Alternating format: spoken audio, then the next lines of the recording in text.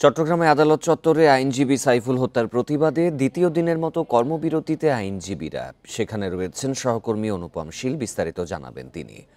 অনুপম, আইনজীবীদের এই কর্মবিরতির কারণে আদালত কার্যক্রমে কেমন প্রভাব দেখা যাচ্ছে?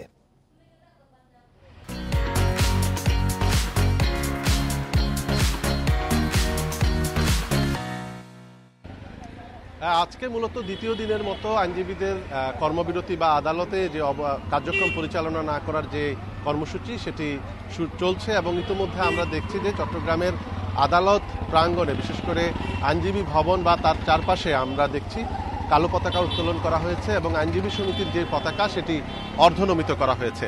এছাড়া আজকে বাদ জোহর আইনজীবী কোর্ট হিল প্রাঙ্গণে যে মসজিদ রয়েছে সেই মসজিদে নিহত আইনজীবী সাইফুল ইসলাম আলিফের স্মরণে মিলাদ মাহফিল এবং বিশেষ দোয়া হবে। এরপরে বেলা 2টায় একটি শোক মিছিল বের করা হবে এবং জেলা পরিষদ কার্যালয়ের সামনে আমরা মানববন্ধন রয়েছে বলে আমাদেরকে আইনজীবী সংশ্লিষ্ট যে নেতারা আছেন তারা আমাদেরকে জানিয়েছেন। এর বাইরে আমরা আজকে কিন্তু নির্ধারিত একটি প্রীতি সমাবেশ ছিল, অবকাশকালীন প্রীতি সমাবেশ জেলা আইনজীবী সমিতির, সেটি বাতিল করা হয়েছে। অর্থাৎ এই তাদের সদস্য নিহত হওয়ার ঘটনায় সেই বিষয়টি তাদের প্রীতি সমাবেশটি বাতিল করা হয়েছে।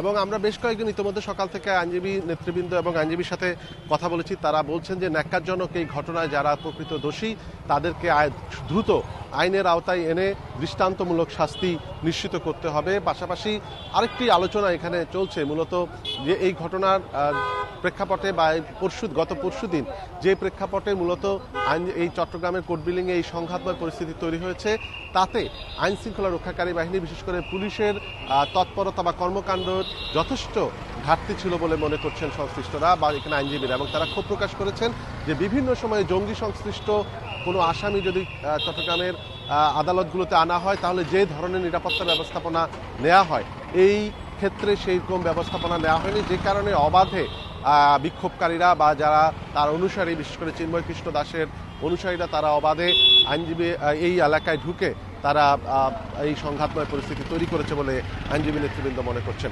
এবং এই প্রেক্ষাপটে তারা বলছেন যে এই ঘটনার প্রকৃত অপরাধীদেরকে চিহ্নিত করে অতি দ্রুত আইনের আওতায় নিয়ে এসে তাদের বিচার কার্য। আপনি জানাচ্ছিলেন, তো চট্টগ্রামের সার্বিক পরিস্থিতি কেমন দেখা যাচ্ছে, পরিবেশ কেমন চট্টগ্রামে?